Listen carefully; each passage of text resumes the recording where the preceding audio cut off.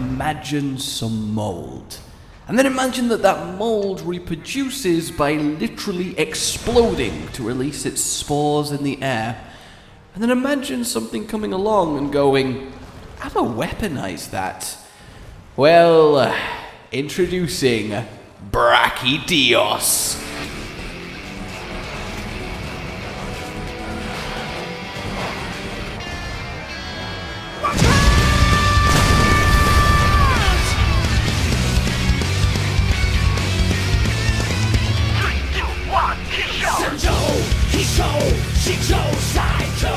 Boom, baby! Brachydios beautifulness bombing his way on to your faces.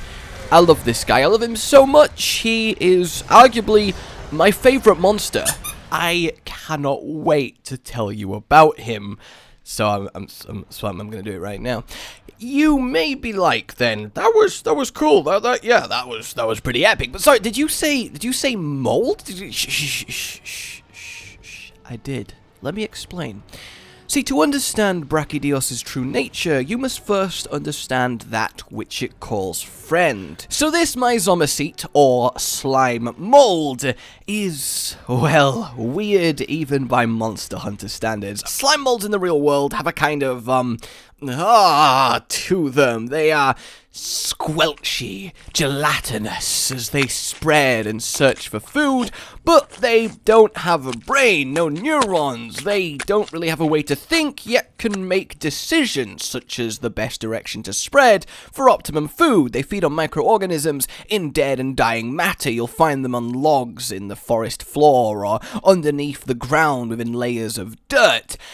These things are very unique, but the one that Brachydios allows to coat his otherwise squeaky clean, beautifully shiny and smooth obsidian shell, which is an incredibly durable shell, and I do mean durable, able to withstand heavy ordnance level explosions without so much as flinching. It also insulates him, acting as a thermos, letting him live in both extreme cold and extreme heat. He is an apex monster found in a myriad of environments that really is one of the most dominant forces in Monster Hunter because of simply how competent he is at fighting. He has boxer level skill, which you might see evidenced already from his little punchy arms. But we'll get to that in but a moment. We are getting ahead of ourselves.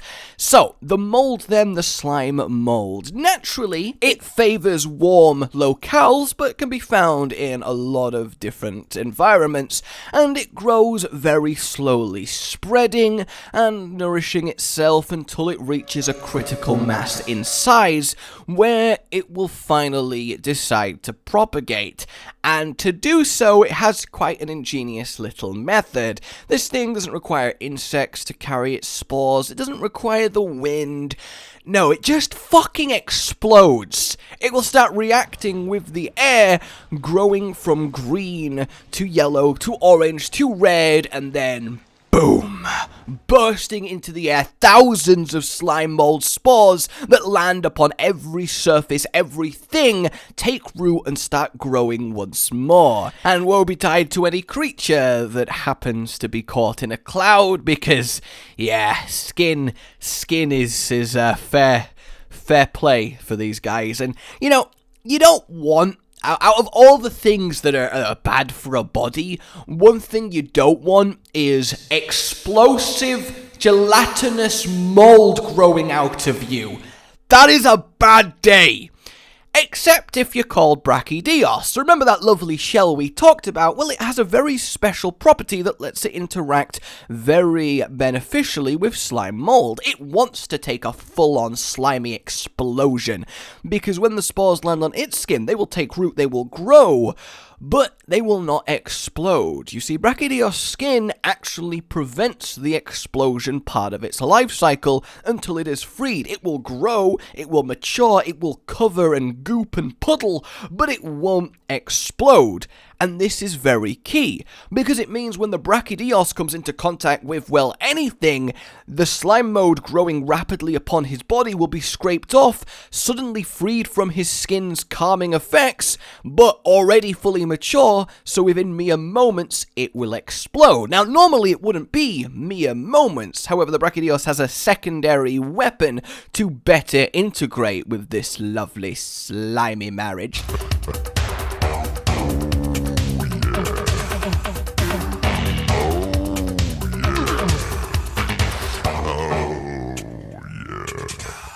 That is his saliva. You see, as I said earlier, it takes a while normally for the slime mold to reach that explosive maturity, but Brachydios saliva, well, it acts as a hyper-growth enhancer, rapidly speeding up the growth process into mere moments. It will be found consistently lavishing its tongue over its arms in order to prime, as it were, the mold and get it into a frenzied, mature state, just aching to explode on the very edge, but just unable to quite pop. Until Brachydios scrapes the mold onto something. Context is key! Context is key. So that's how this goes down then. Brachydios is scrappy. Now he's smaller than your average brew. That was awful! But he more than makes up for it in his, well, just outright skill. You see, he fights very much like a boxer, with punches expertly placed to completely batter foes into submission. And if your punches are laced with explosions, that helps as well. But he is fast, he is agile, arguably the most dangerous of all the brute wyverns. And yes, that includes Devil Joe. Brachydios would give him one hell of a run for his money. Normally, nothing dares challenge him, because even if they could kill him, they cannot physically harm him without covering themselves in explosive slime. So unless the monster assailing him is an elder dragon like Teostra that can take it, and Teostra would definitely beat a Brachydios, well, it's just not worth it. It would be a Pyrrhic victory, mutually assured destruction, and that works wonders for Brachydios, letting him root himself as a fearsome apex, a carnivore, capable of taking his pick of damn near any potential meal. He is an impressive specimen.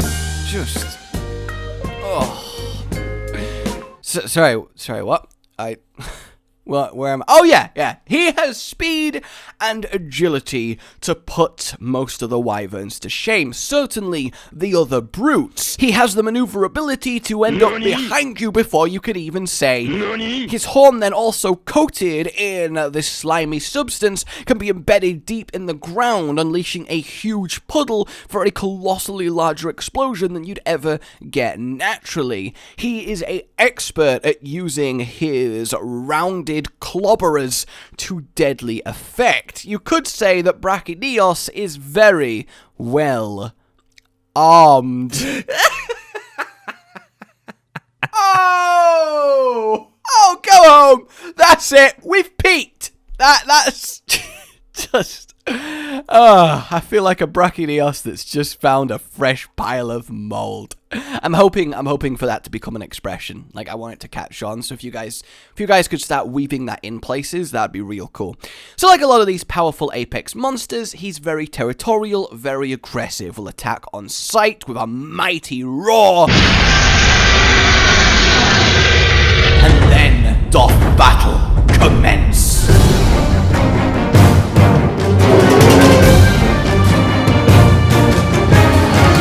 Has then the large club tail, which he can use as said club, but mostly acts as counterbalance to his acrobatic shenanigans. His mouth serrated with the shell for huge tearing effect, can crush rocks with relative ease, and he does technically have arms. They're just folded into his pounders that make up his combat strategy. Oh, and he can also use the slime patches as sticky suction cups to climb up cliffs.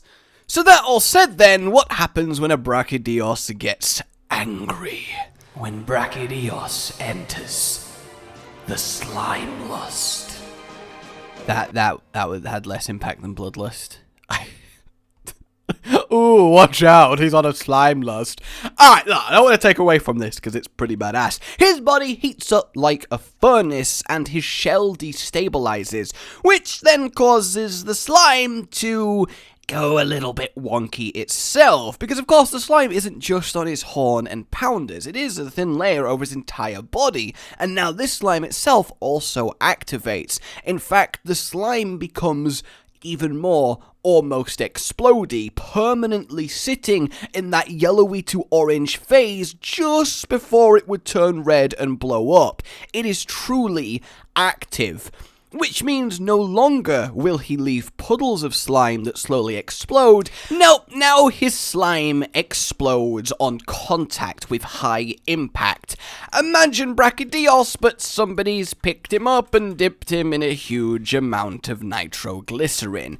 Yeah, creating colossal earth-shaking explosions with every punch, cleaving out pockets of rock and monster alike as he swings with quite literal explosive force, his horn creating lines of explosions after being thrust into the ground that cascade from him, obliterating all in their path, jumping into the air and slamming down, creating a vaporizing blast of concussive force. He is unbelievably deadly in his enraged state. He will invade other monsters' territories, decimate the apex, and claim it as his own. Now, it's said that the slime itself isn't all that imbalanced sometimes with your Brachydios. In fact, the constant cycle...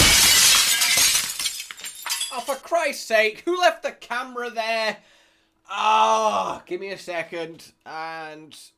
Alright, here we go. 3, 2, 1. And breeding of the slime on a Brachydios' skin can make it go a little bit, psychopathic. And it's said to be this is what actually gives it such a violent tendency and makes its enrage such a stark transformation. There is a lot of hearsay that the slime mold infects not just the skin, but the mind as well, forcing the Brachydios into so many of these environments in order to spread its spores.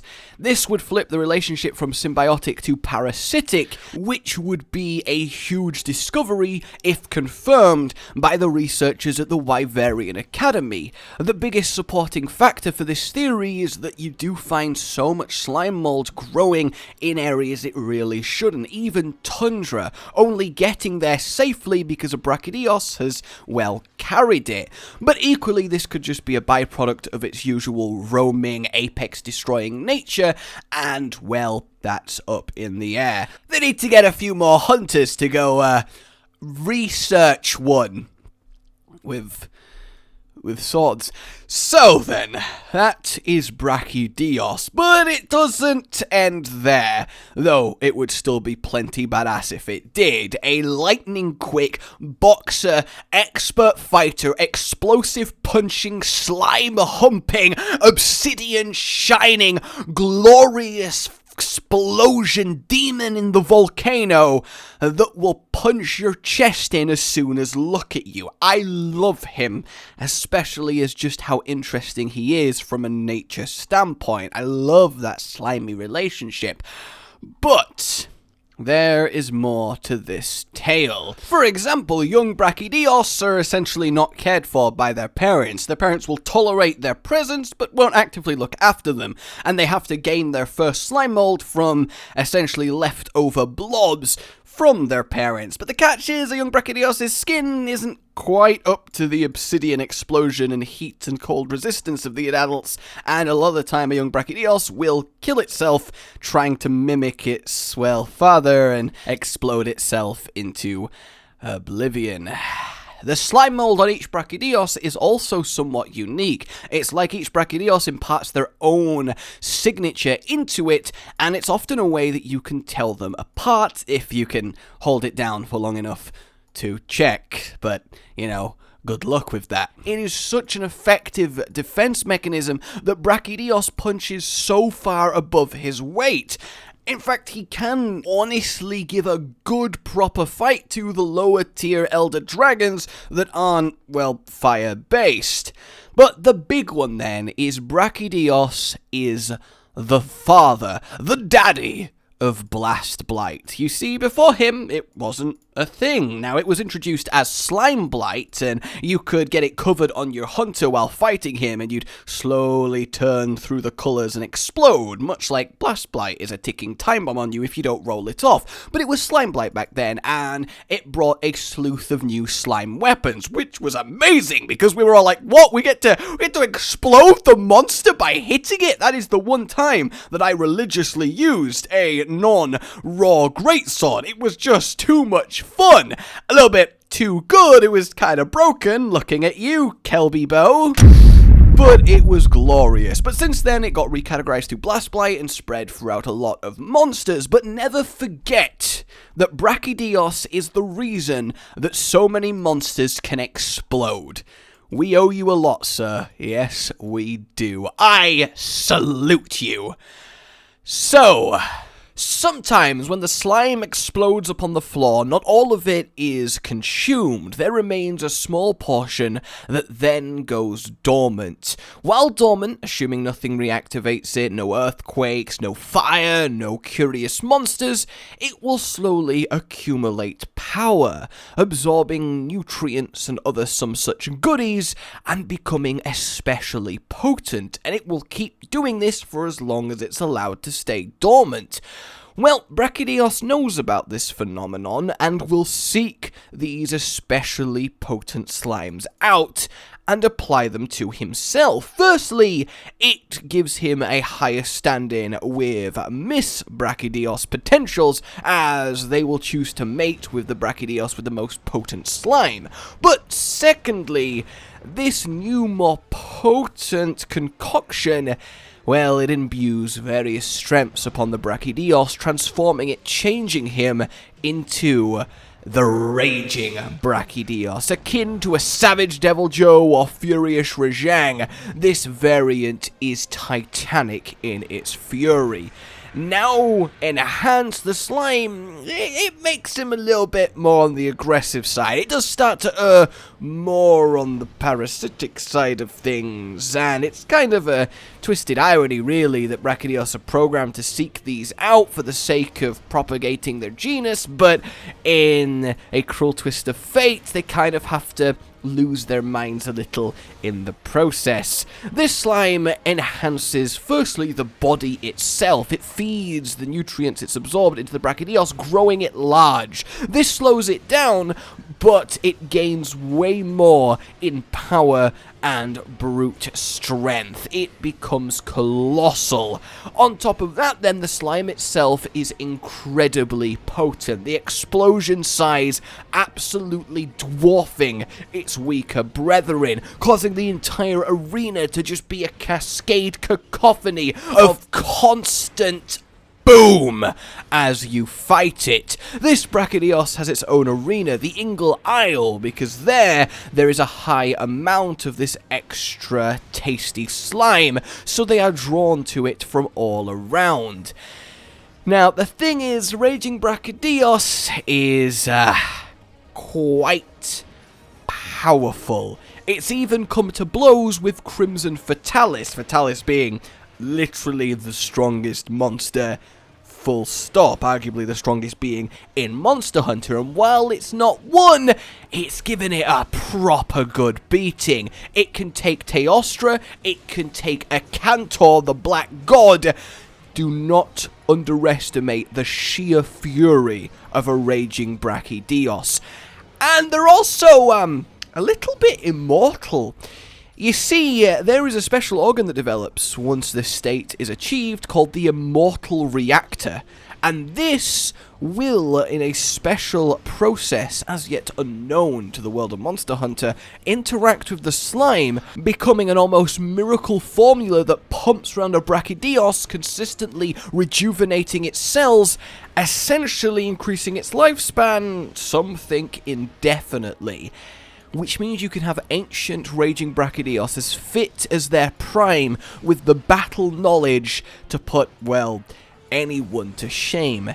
They are an emergency for the guild to deal with, and will dispatch a crack team of hunters as soon as possible. Not many tend to come back. The slime then arguably does this because it does see a raging Brachydios as a host. Maybe this is the point at which it becomes parasitic. The slime is even more active now. Essentially, a Brachydios that's raging is permanently enraged with an extra one on top of that. That classic gem. The slime on his shell can now actually explode. It's no longer forcibly calmed. It will reactively detonate if threats are nearby. If you as a hunter chill near him for too long, well, the patches will blow up to repel you. It very much is protecting the Brachydios. Defending the mutual in the relationship or defending the host, that's for you to decide. But fear the raging Brachydios. Its explosions are thunderous and its strength is indomitable. So there you go, everyone. That is good old Brachydios Mios. Ah ha ha. Yeah. Alright guys, my name's been Josh. Like if you enjoyed this, subscribe for more. A lot goes into it, so I'd appreciate it if you share it around. Also a big thank you to Dig Dug Dak for grabbing some double-cross raging Brachydios footage so we can all see his majesty. I am seriously regretting losing nearly every Monster Hunter game I've ever owned. Let me know what you'd like to see next. But until then, a goodbye.